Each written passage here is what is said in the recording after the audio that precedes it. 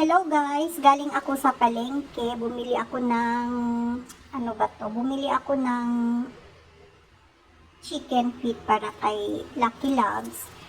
So may nakita akong tuyo, ayan. Parang ang sarap kumain ng tuyo. So ayan siya guys.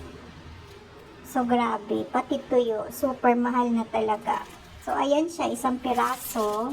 So ayan yung kanyang price. 37 pesos. So, ayan. So, dalawa yung binili ko. So, ayan din siya. So, ayan. Grabe na talaga. Super mahal na ng mga bilihin today. So, ayan. Kain tayo ng tuyo later. Bye!